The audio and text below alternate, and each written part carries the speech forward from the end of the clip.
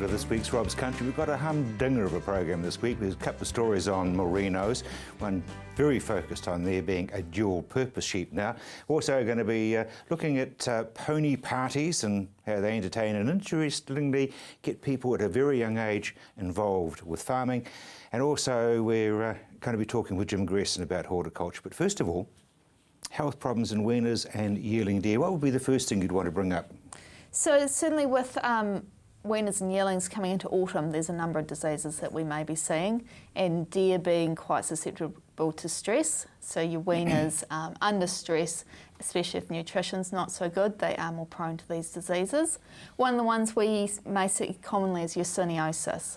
So it's a bacterial disease that causes diarrhoea and can be quite significant outbreaks within newly weaned deer. Is that because they've come off the mothers and they're all just really stressed? The stress, the big changes for them coming off the mothers, going into a time of the year when the bacteria survives very well, and if they're not on good nutrition going into when they're weaned as well, they're more susceptible. So what's the sort of diagnosis? How do you tell whether they're suffering from it? So you'll commonly see quite a nasty diarrhoea, a very watery diarrhoea. It may be staining around the back end of them. In some cases with a really acute outbreak, you may actually just see sudden death. And what do you do? I mean, what sort of treatment have you got? So early cases will respond to antibiotics. It's really important if you are seeing either diarrhoea or sudden death that firstly we get a definitive diagnosis. Certainly we can have other diseases that present very similar. Get a diagnosis, treat them early, and generally treating all in-contact animals with an outbreak as well. So you actually sort of get some of the dropping and get that analysed? Yes. Yeah. Okay. Yeah. Is there a prevention rather than a cure? So you can look at vaccinating against Yersinia, and that involves usually the first vaccination about weaning time and the second one 4 to 6 weeks later, with the whole course completed before autumn. Is it a good idea to just go carte blanche? Depends on your farming system and whether you've had problems with Yersinia in the past as well, but certainly if there's been Yersinia in the past, definitely a good idea to use preventive. Lungworm. Lungworm. So deer in themselves aren't that susceptible to intestinal worms, but lungworm is very significant for them. Again, perfect environment this time of year for the worm larvae to survive on the pasture. So do you put them, most deer farmers are going to say, do you put a cattle or sheep across first, but most deer farmers don't mix farm, do they? No, so a lot of deer farmers, there are just the deer on the property. Obviously cross-grazing with other species is a great way of controlling your parasites. Using adult deer, they can actually be utilised to clean up pasture. They've got quite a robust immunity to the lungworm. So it's generally the weaners in their first year of life, sort of 5 to 6 months of age. Where does irrigation fit in? Because a lot of deer farmers do use irrigation. Definitely. So if you're irrigating through the summer, obviously you're going to have your pasture growth, your soil's not drying out, and the larvae will survive right through the summer and proliferate much earlier than in systems where there's summer dry. Symptoms obviously coughing. What's the treatment? So sometimes coughing. In a lot of cases we'll actually just see ill thrift. The weaner's not going forward and growing well. There may be a soft cough, but it's not always present. Treatment is with a pour-on drench usually, and obviously for prevention as well, using your pour-on products from weaning going forwards. Now there's some problems if there's heavy infestations at the time of treatment.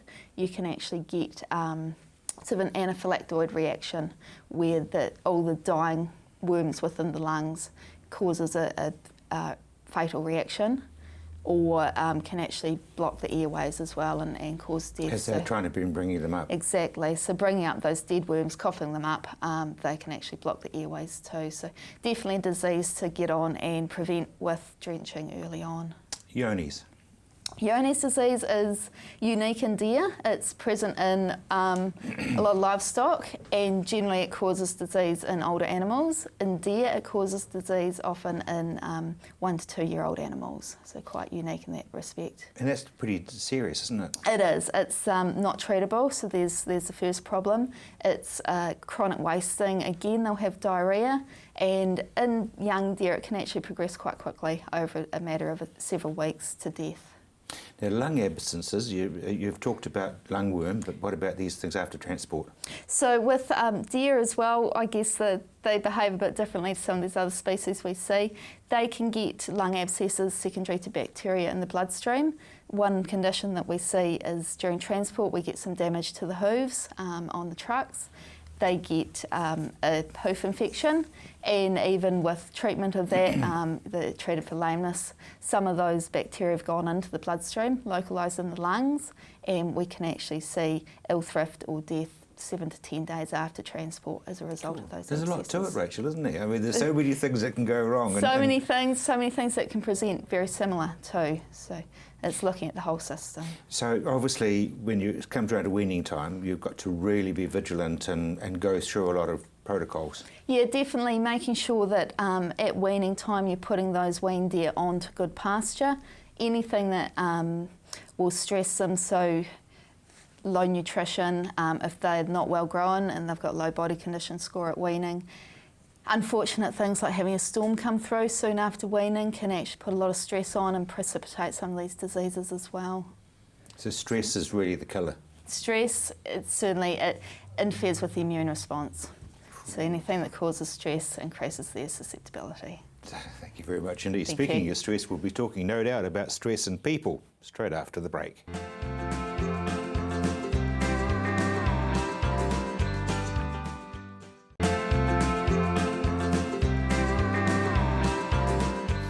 Welcome back to Rob's Country. Interesting observation. The Americans seem to wear a lot of gloves when they're farming, and we don't. Is that because they're wusses or because we're tough? Yeah, well, no, neither. No, they're wiser. You see, the interesting thing, Rob, is it fits into a whole area of the body's movement called proprioception. You know, when you stand up and you close your eyes, you still know where you are. Well, you should hope you know where you are. Interestingly enough, alcohol affects the part of the brain, the cerebellum, that actually controls a lot of this. And if you stand up and you've had a fair bit and you close your eyes, you might find out where you are when you feel the ground touching your face, right? That's because proprioception is not working too well, at least the integration of it. But you know, if you lift something up that's heavy and got sharp edges on it, well, immediately it fires up these things called Pacinian corpuscles in the skin. And they tell you you're putting too much pressure on a spot, right? And so the brain says, oh, don't do that, and it tries to interfere with that muscle flow. But then you override that and go, no, I've got to do it because I'm a farmer and I've got to move this thing to there, right? If you just stuck gloves on, you'd actually avoid most of that because you'd transfer the weight and you'd add a little bit of a pressure barrier between you and it. You can always tell old farmers, at least gnarly, twisted up old hands, and that's because the price you pay. Yeah, the price you pay for doing it. You put a whole lot of strain on the edge of a joint, and what the body says is, oh, well, we better put some buttressing in here. So it sticks a bit more bone on and a bit more bone on, and before you know it, you've got a lot of buttressing which supplies support to the joint, but it cuts down the movement. And the cutting down the movement increases the pain because movement is actually a very good way to reduce pain. But you're going to get the New Zealand farmers are going to say, well, if I wear gloves, I've got no sensitivity, I can't feel the nut and bolt that I'm tying up or whatever. Well, get those ones with the tops cut out of them. Or take them off to put the nut and bolt up, but put them on when you're going to start moving heavy stuff around or dragging hay bales. Of course, no one drags a hay bale anymore. They pick it up with a little hydraulic. With a great big forklift. I'm really, really tired here with this little control. Yeah. Which brings us to the point, really, that farming has changed hugely. I mean, as a small boy, putting 16 bales of lucerne onto a sledge and kicking the tripper and the next one's there. I mean, that doesn't happen anymore. No, the game's changed a lot, and it's, of course, a lot more cerebral and a little less physical. But the downside of that is, of course, firstly, it's not the healthy game it used to be. Like my father would have walked, he was a West Coast sheep farmer, he would have walked 100 kilometres in a week, I would say, without too much grief, easily. He'd walk all day, every day, doing things, right? Now people get on a four-wheel drive motorbike, right? And they're starting to look a bit more like sort of Collins Street lawyers, this pendulous abdomen on them. So we're not fit as farmers? Not as fit as we need to be. So, you know, if you're not in a hurry to get a job done, walk rather than ride, right? All of that movement's very, very good for the body. It downgrades your stress. You burn up cortisol, the stress hormone, when you're walking. Gives you a chance to think about things a bit, you know. It's how we're designed. I mean, we're a hunter-gatherer. We're designed to walk on savanna plains. That's what we do best. That's part of our staying healthy, staying well. And it cuts our stress down and it gets our body's movement, our proprioception, gearing into all that process, you see, because it doesn't just come out of your hands, it comes out of everywhere. Every joint in the body gives information to the brain. Every muscle, as it contracts, sends signals to the brain and tells the brain how long, by brain taking that information, it can tell you how long. If you've got a fixed point here and a fixed point there, and then you do that, and you know the length of that, well, we all know that, sort of the triangle stuff, the hypotenuse and all that. The brain uses Euclidean geometry. I'm not sure if it does that, but it works it out. And it works it out on data, and the data comes from all these various receptors around the body. And if you don't exercise them and keep them healthy and keep them moving, they just stop working. I mean, you're not going to get farmers putting on a pair of shorts and running shoes and running down the main road and around the back of the farm and back again. No, and I think it's probably going to be hard to get them into a Pilates class too. But yeah, pretty much. Yeah, but having said that, though, you know, it's actually quite sensible to stretch yourself every day. You know, get all these receptors right out to their maximum length and back again. You know, to do a little bit of limbering up and occasionally go for a walk. You know, take the missus and walk around the farm and go, what a lovely farm we've got. Things like that. Have a bit of a chat. Because I mean, you're otherwise, I guess, you're going to come whistling off a four-wheel motorbike to grab a ewe that's got in trouble lambing, and you're going to end up doing your back or something. Every trainer will tell you when you're doing the gym work, the first part of your gym work is your warm-up, you know, your prehab work, right? Now, if you don't do that and then you suddenly put yourself into maximum performance and some of the data's not there, then the body doesn't know how much to contract a certain muscle, takes a good guess, might get it wrong, and then you've torn something. Then suddenly you're off, you know, in a moon boot. Gee, exactly, which is no fun for a Fun farmer. at all, not very productive. No, it's not. So what should a farmer do? Well, I would actually say too, I mean, I would always encourage people to go to their manipulative specialist, whether it's an osteopath or a chiropractor who's working in the area, and get all the joints moving properly, because that's a key component to getting that data back into the brain working properly, right? And even though you don't know you need it, still do it. Well, yeah, because pain is the end stage. That's when the body's saying modify your behaviour or else, right? Pain's purpose is to modify behaviour. Now, long before you fail, right, you're wearing down and you're not doing things as efficiently as you might. So it's like saying, you know, I'll put some oil in the tractor when the red light comes on. No, not if you want the tractor to last. No, exactly. Everybody knows you don't do that. Everyone knows you. Everybody knows you don't do that, but they always wait for pain before they do something preventative in terms of getting things moving properly and keeping things running well. It's got to be pretty tough getting some of these farmers to actually start walking. Yeah, yeah. I mean, you look at a dairy farmer, they're on the run the whole time. The motorbike's doing 1,000 revs, more than it should do. Fong! Yeah. I'll put it to them in really simple, productive terms, right? Think of the cost difference between putting a new gearbox in the tractor and replacing yourself after you've blown a disc and you've got screaming pain down your leg and you feel like someone's pouring hot lead into your gumboot, because that's the sort of pain levels you're going to get, right? And they then have to go and see an orthopaedic surgeon because you didn't have the wisdom to go and see someone who's going to do some preventative work on you. They cut a chunk out of your back, right? Because that's the only option available once you've got a disc prolapse. And then you're off for 6 months and you will never, ever be as good. From now on, the tractor doesn't have first gear, even with the gearbox replaced. So now, you think of your real costs. And that, replacing yourselves for 6 months is a hell of a lot more expensive than replacing any piece of equipment. It's not being tough, is it? Prevention is worth the money. It's worth the time. Dr. John, thank you very much indeed. I think there's probably a whole lot of wives looking at their husbands right now and vice versa. Well, put their ear and make the phone call. Thank you very much indeed. It's definitely AMP show, autumn time for AMP shows all around the country. I caught up with Merino New Zealand, who said that they were very pleased to be at the Cheviot show. Yeah, it's a good opportunity for us to get up here into a non-traditional area for us. New Zealand Merino traditionally are focused on fine wool sheep, but this is an opportunity to show what we can do for these guys in North Canterbury as well, and our vision for what the fine wool sheep can look like in the future. The other interesting thing is you're using it as a terminal sire now. Yeah, so it's one of the things with our meat contracts have opened up is the ability to use merinos as a terminal sire over particularly over hoggets, so crossbred hoggets. And so because those lambs traditionally finish later anyway, we can actually use that to our advantage because we're getting the wool off them, and then they're going to the works, so they're getting a dual income off those traditionally, which have been harder to finish lambs. So the merino's got a role there as well. Sort of makes Cheviot more of your patch than it was before then. Certainly, and that's what our whole area and our partnership with the government is about, expanding the fine wool industry and moving into these zones which traditionally haven't been thought as fine wool zones or areas that we'd work in. But we're pretty passionate and pretty confident that we can move fine wool sheep into these areas, and if we can fix some of the health issues, we can have a real presence and a real positive outcome for the sheep farmers. Well, I know you're working on the health problems and you're doing very, very well. You mentioned government and a commitment to the government. You've got an agreement with them? Yeah, so we're working with the Ministry for Primary Industries through our Primary Growth Partnership, and obviously our stakeholders, our farmer owners, and that's a big program focused on trying to improve the profitability of our current producers. So getting our nutrition right, getting our genetics right, getting the animal health right, but also, as we've just covered, moving into these new zones and helping people that have traditionally produced strong wool to think about how they could transition to a finer wool product and still keep those lambs which are important to their bottom line.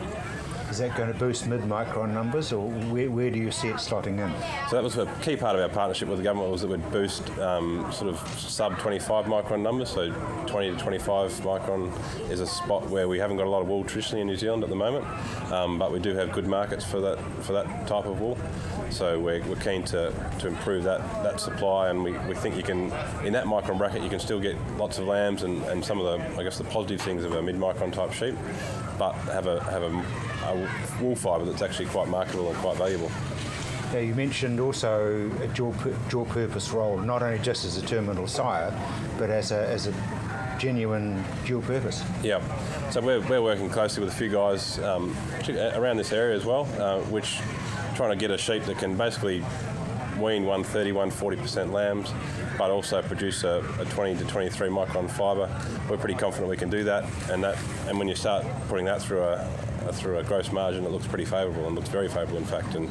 And you can, yes, you won't get as many lambs as you will in a strong wool type sheep, but you get that dual income coming through, which more than covers the cost of those extra lambs that you don't get. Yeah, pretty good thing. Like, I don't want to go too far into the past, but when the Baroola gene came out at Hawden Station, everybody threw their arms in the air and said, "You'll never feed them." But you are actually working through that with the percentages you're getting. Yeah, so things like major genes for reproduction do end up with more lambs than you can feed.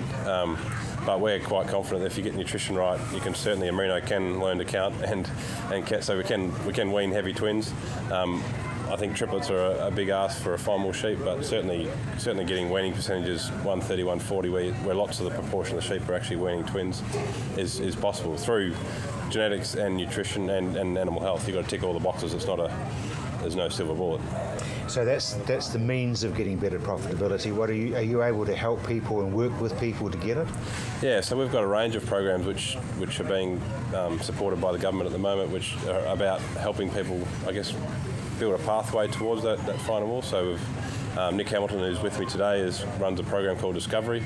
We can go out on farm and run that little bit of software, and it just sort of shows you if on that same farm under the same circumstances, what that different genotype could do to the bottom line. We've then got Dick Arnst, who's also with me, helping on the forage side. So helping people, we know that you need to fuel these elite animals, so you need to get the right nutrition, and the cheapest nutrition you get is what grows out of the ground. So Dick's a long-standing member of, I guess, a long-standing agronomist in New Zealand, and we're really happy to have him on board and helping our farmers to grow grass and grow more legumes and make more money. So what your hands-on role? What are you doing? So I'm the sort of manager of the wider program in production science particularly. But I guess my main background is in genetics, so I'm working with stud breeders to help them use technology, estimated breeding value technology, which has been around in the well, I guess been around the industries for a long time, but the fine wool industry has been a bit slower than some to take that technology up. So I'm working with the stud breeders and the commercial guys to help achieve that. Mark, obviously we're through you guys bringing them out of the high country and putting them into the mid areas. Yep. So I guess we don't want to lose sight of those really important people in the high country as well. But and so they're a core part of our clientele. But we see the opportunity to also to make them more profitable, but also just move into areas where currently might be more traditionally mid-micron or strong wool. Exporting, is that something which you guys will look at? Because New Zealand is excellent at producing the world's best genetics. Certainly that's not on the cards. Our core focus is to make New Zealand more money. It's not about building something that we can flog off to someone else.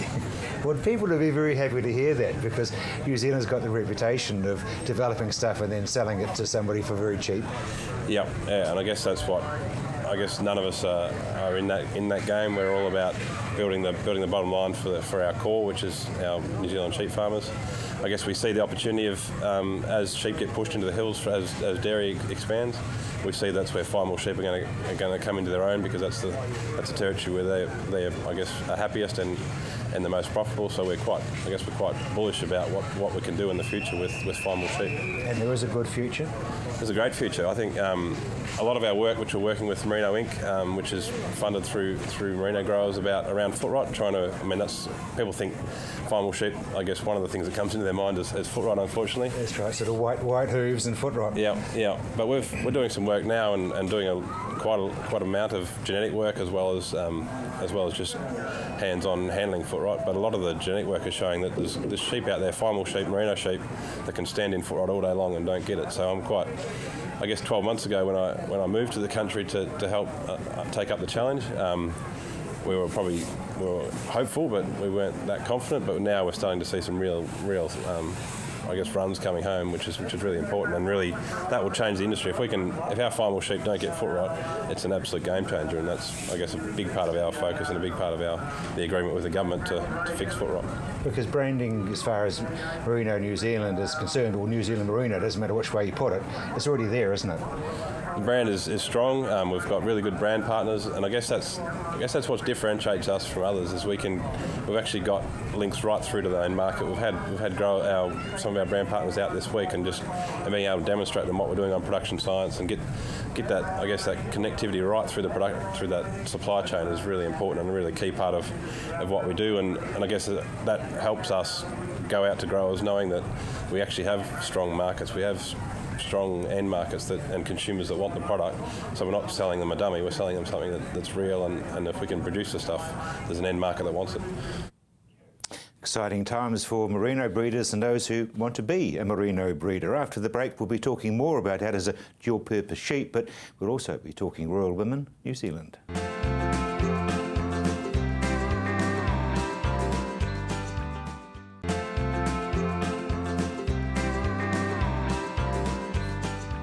Welcome back to the program.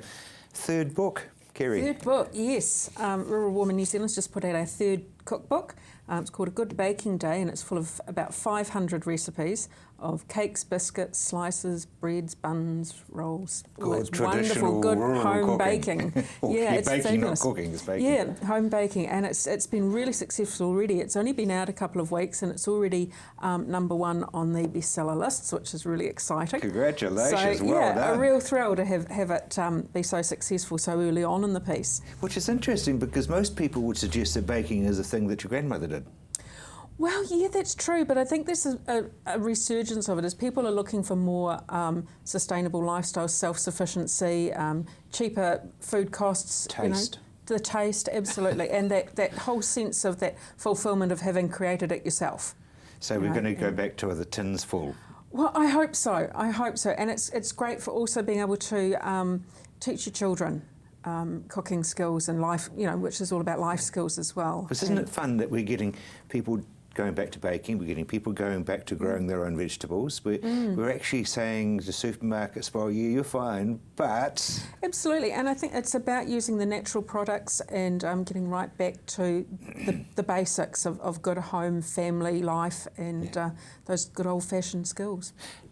available at all good bookshops? Yes, all good bookshops currently out there, and also available directly through our website from National Office as well. Now, speaking of such things, gardening grants. Gardening grants, well, we've just recently been able to give gardening grants to primary schools in conjunction with Farmlands. They've sponsored us through their Ladies' Nights. And these grants, there's about 10 been awarded nationally. They're around $2,000 each.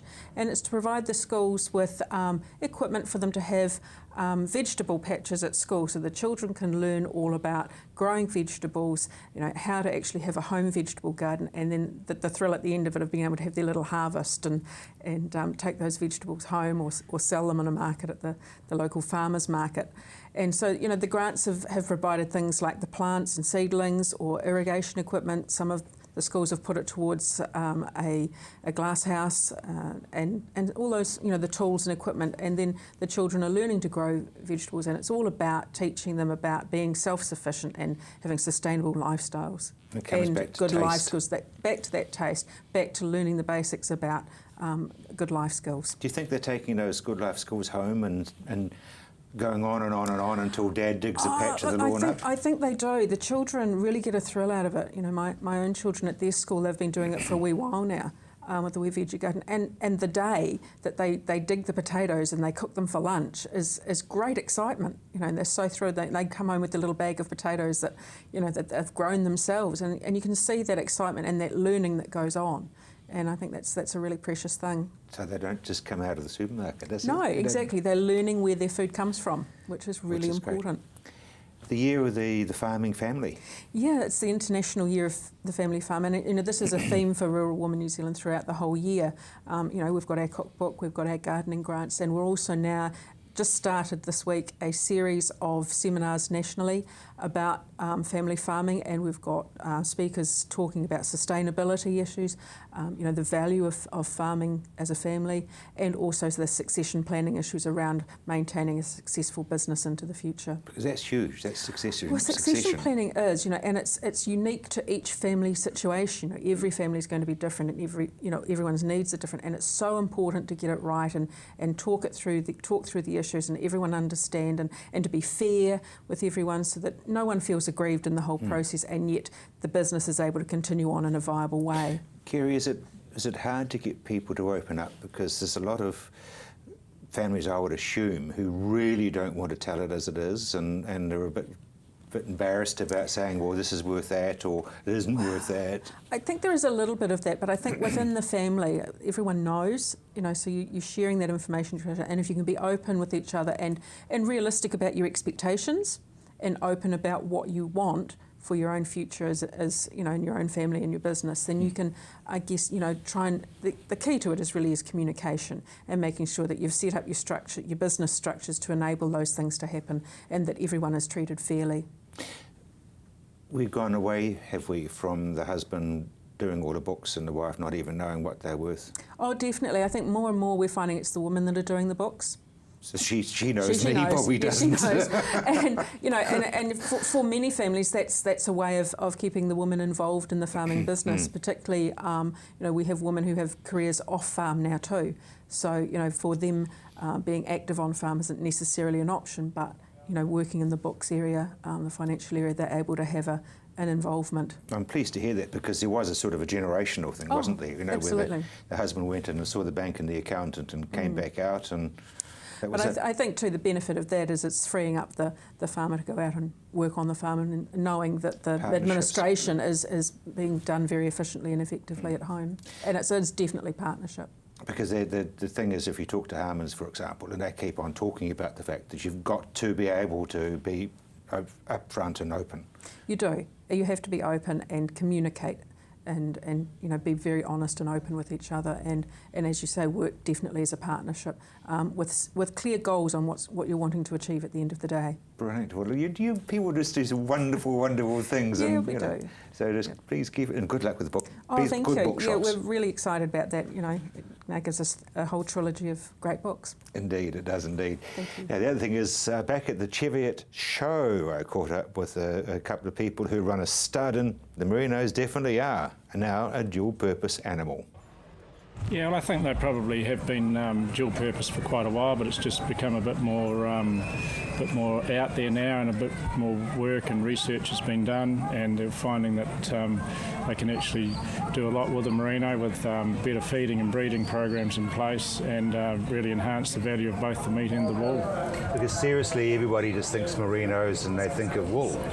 Well, traditionally that has been the case, and unfortunately at the moment the superfine end of the wool with Europe and the markets over there, it doesn't look as though it's that great a position to be, and I suppose we're in a bit of a lucky spot at the moment. We've always bred or tried to breed what we've considered was a dual purpose sheep that had good attributes of meat and carcass, and also had the ability to produce lambs, because without a good lambing you're really restricting your ability to progress genetically. So let's talk a bit about the meat, the depth and the eye, all looking good.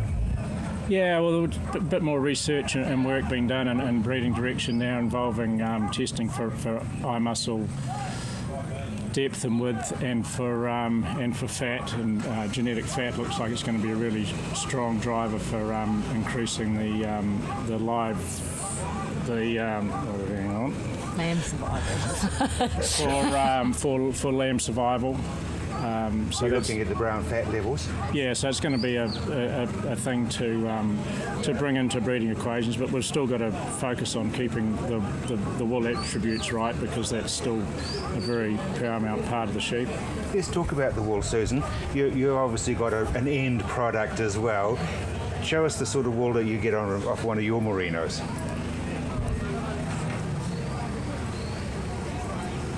This guy's got his micron's about 20.1. It's free, long staple, broad crimping, which is great for processing. It doesn't.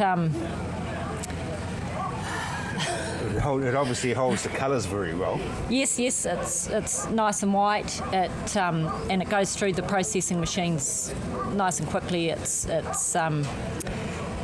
with the broad crimp and the no cross fibring.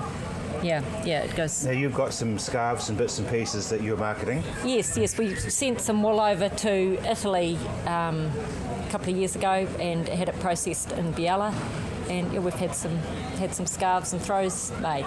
So the website for Middlehurst Station, is it? Yes, middlehurst.co.nz. That's dead easy, as long as you remember the Middlehurst. Middlehurst, we're there. yeah, or just Google Middlehurst. And tell me about where these rams are now going and who's using them. We've been breeding predominantly. We started to breed just for ourselves to better our own flock, and that we started with that about 14 years ago. And after getting some really positive genetic change there, we got a bit more interested and have had people interested in using those genetics. So ram sales is now becoming quite a part of our business, and a side of the business that we really enjoy. We sell rams locally. We sell rams into a couple of interesting places. One on Banks Peninsula, which is quite unusual. It's into a Polworth flock that they've been putting these merinos over, and to date have had a great result. Rather challenging environment there for a merino. A lot of wet days, a lot of fog. So we've got to make sure that the fibre alignment is very good. And with these freer, plainer type bodied sheep, we don't seem to have any weathering issues. You guys have fixed the foot rot problems, the white hoof. You used to go pale when I mentioned that. Now you're quite confident. No, I mean the feet. It's the biggest single issue in the merino industry. Still is the foot problems. But the merino company's doing a lot of work at the moment, trying to get a genetic foot marker test, so we can hopefully in the next year or so there'll be some positives come out of that, and we'll be able to select those sheep that are going to be more resistant or resilient to those problems. So you mentioned Polworth. What else are people putting them over? People are putting them across Romneys and Corriedales. I mean, there's nothing new about a Romney merino cross being a half-bred, but going across Corries just to fine them up a little bit to get into some of the wool contracts that are available. And as far as the future for garments, New Zealand Merino, Susan, has become a name, hasn't it? It has. The merino, it wears beautifully. It's lovely and warm. It's comfortable. You can take it into warm climates, and it's lovely just to wear all the time. And it's very, very special. Indeed, it is very, very special, and isn't it wonderful to have success stories about sheep on Rob's Country? After the break, we're going to be talking about introducing very small people to farm animals.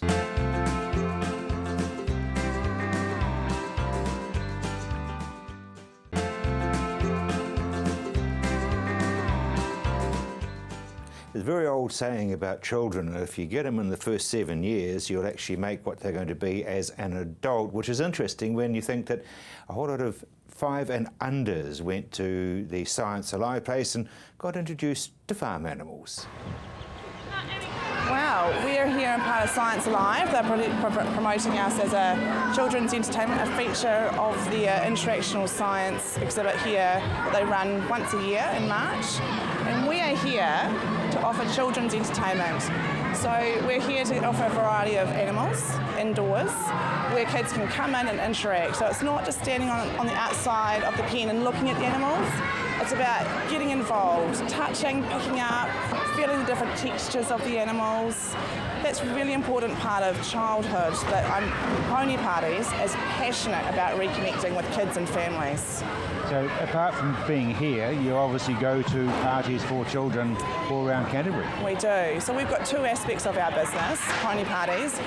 We travel, we're mobile to wider parts of Christchurch to the South Island. And we've also got a specially designed children's indoor party venue. We're based in Mochikarara, which is about 10 minutes from Horswell. So you're getting a good reaction? We are. So 3 years ago, in the Canterbury earthquake, our business, like many Christchurch businesses, fell over. All our business was wiped out for several months. So my husband and I, we passionate about what we do. Our earthquake recovery strategy was to provide a location where people can come to us and then can come away from their earthquake-stricken houses and properties where they can come and just experience animals, and it's quite therapeutic for them. And also being indoors, it's all weather. We can do rain or shine. We put on children's entertainment. The animals are obviously very used to being petted, pulled at, and goodness knows whatted. To some people are horrified with that, but to be honest, our animals are really desensitised to that. This is what they do. They do this every weekend, and it's no problems. We look after them. Our business doesn't exist without them, and as you can see, they're very well cared for. During the week, these ponies are fat ponies in paddocks. No covers, they're just in a beautiful big paddock roaming, and then when they come out and they're lining up at the gate the next day, like, who's working today? It's the characters, absolute characters. Must be very rewarding. It's very rewarding. I love it. I can't explain to you how rewarding it is. For me, I suppose, for me personally, I've found what I'm good at, and that is kids and animals, and I just love what we do. And I think all my staff, my helpers, my team, I can't do it without them. They come along for that ride. They come along for that love of connecting kids and animals as well. So Neville Petrie from Science Alive, this is a bit different to suction tubes and whatever. Yeah, I think one of the things is children today really don't know very much about animals. And so to bring them in so that they can actually feel them, pat them, just enjoy them and get a little bit better understanding of what the animals are all about is where we're going with this one. And obviously it's a huge success. Yeah. The pony parties have been great. We've had those for the last 3 years. We had our first Under 5 Fest at Science Alive, and it finished the day before the earthquake in February, which was wonderful because we were sort of full at the time, and if it had been anything like this, it would have been a bit devastating. But they've been an integral part of it, and it's something which the parents and the kids really look forward to coming in and playing with in here. Those animals, I can't believe how quiet they are. I know, they're amazing. I mean, I came in the other day and there was a rat crawling across a little girl's neck, and it's seeing things like that and actually seeing the interaction of the parents with the kids as well. I think that's one of the most rewarding things about this. You know, it's a place where the parents can come and have some quality time with their children. And we hope that these children who are all under 5 will grow up knowing more about farming.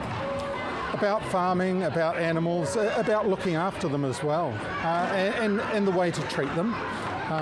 You know, these animals are extremely docile. They are just beautiful animals, and the kids really enjoy playing with them. So it does give them a better understanding about the environment that they come from, and as you say, a lot of them are farm animals. So farming is a science, Neville. Farming is a science. We're very aware of that. We are sort of planning a new science centre, and we are talking to the likes of Lincoln and those sort of things about having a lot more in some of the galleries about the science behind farming. And isn't it great that they're learning so young? After the break, it's Horticulture with Jim Grierson.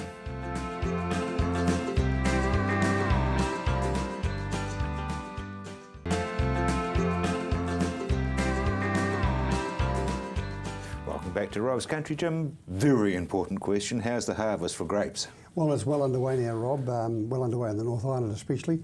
And the Marlborough guys are starting to get underway in a big way now with early Sauvignon Blanc coming in and also Chardonnay, some early blocks of Pinot Noir. Yeah, rain's been a bit of a concern, especially about 10 days ago. But look, it's good. There's good variation of temperature now, and the crop is quite a big one. Not too sure exactly how big it's going to end up at this early stage, but quality's been good so far. Storage is always something that I like to ask after you said it's a big crop. Yeah, well, that's the $64 question really, Rob, and that some crops will be stopped. I think some harvesting will be stopped, if they get to the tonnage they required. Tank space is the big one. They can process the darn stuff. It's whether we can keep the wine in tanks. And that's going to be, there's tanks coming up the road from Invercargill and coming down from Tauranga, the manufacturers of the stainless steel tanks, every jolly day. So they're still pushing along quite hard, and I think we'll end up probably facilitating most of it. Because autumn means leaf breakdown? It does. Now we've got the apples are starting to senesce, and all the berry fruits definitely senescing. And what I mean by that is the leaves are starting to change colour and breaking down. But what they can do on those leaves is carry disease with them, carry over from the harvest time when growers can't use any pesticides or won't use any pesticides. So therefore there can be a bit of fungus going on there, maybe even the odd insect. So what we recommend for growers to do for general plant health, and also to eliminate or minimise those diseases going on the ground and rotting, is to spray calcium nitrate, a combination of calcium nitrate and copper oxychloride, or one of the more refined coppers, and cupric hydroxide, something like that. Mix them together and put them on just as the leaves start to fall. That will dry up that disease. It'll put it to rest, and it also helps to break the leaf tissue down a lot quicker to go into a trash. So it's a good practice. The other one is, in terms of true plant health, it allows the calcium nitrate with the nitrogen in it and the calcium to go into the bud of the fruit, whatever the fruit crop may be, and be there ready for the springtime. So there's 2 or 3 things going on all at once with a very economic application of fungicide and nutrition. No doubt that's part of your post-harvest. It is the real focus of the post-harvest. The other thing that is quite critical is the continuation of making sure no horticultural crops dehydrate, in other words, get too dry. Now, we have had some convenient rains, and some of them have been quite good and quite heavy. Having said that, it was dry before they started, and it gets dry pretty quickly afterwards. So I'd still be, if I was a grower, I'd be very diligent on how my irrigation's going. At the moment, fill capacity is probably pretty good. We can still get a few nor'westers around the country, and the country can dry out pretty blooming quickly. Because dews would be a false indication, wouldn't they? Absolutely, definitely a false one. And they do carry a little bit of moisture with them, but they transpire as the sun comes up, or a cloudy day, they'll stay there all day. But it's down that 100 mil and below that you've got to make sure all those little root reserves are not drying out, but are staying in a moist but not wet condition. So keep your irrigation regime up until probably mid to late April. Eggs in baskets, and China is probably the target for most, but not One necessarily. of the exciting things for horticulture is, Rob, is that we've got a target as an industry of 2020, and that is in 2020 we want to be producing $20 billion worth of produce, exporting it. And we're on target for that. We're 6 years away. We've got a lot of hard work to do to meet it, but we're getting there. But the recent trip of the government, John Key and his troop that are going around China and through Asia and have gone into Europe, it's really pleasing to see that he's been working very hard on the trade barriers that we have over there. We get hounded, and they just don't really want our good produce there. But there are a lot of people that are in a medium to higher class in terms of their food consumption, and they want to eat fresh, green food, and New Zealand can really produce that. So it's really pleasing to see that hopefully these trade barriers are starting to be knocked down. Because isn't it interesting, the government puts these barriers up so that people can't get the good produce? Well, I mean, that's looking after the local bloke, as it were, I dare say. The difference is that New Zealand broke away from that years ago and have led the world, and been a better place because of it. We've got better farmers and better growers now than we ever had before. God, remember SMPs, Jimmy? Oh, yeah, nightmare, really. I can remember when the transition of them. And there was a pretty blue air around the country. There certainly was. But out of that, we've got rid of the jet boat farmer, and we've actually got farmers out there doing what they should be doing and producing some really quality product. And now it's a chance for us to help open doors in a diplomatic way to allow our good food to get out to these people. I mean, China's not all about milk powder by any means. I mean, it's huge and it's a big market for us, but there's a lot of horticultural products starting to go up there, and especially Malaysia, the Philippines, India. There's a lot of mouths. There's millions of people up there that are quite affluent people and require and want good food for their children and themselves. And of course, we're off season for them. Absolutely we are. And we, when we go to the small seed side of things, the vegetable seed production we have in New Zealand, of course, we can grow the seed for them to grow those quality vegetables in their own countries too. So we've got different expertise going on all year round. Indeed. And of course, we import some of theirs, so it is fair. Oh yeah, absolutely. We'd like it to be weighted on our side though, Jimmy. Thank you very much indeed. Phone numbers, including Jim's, on your screen now.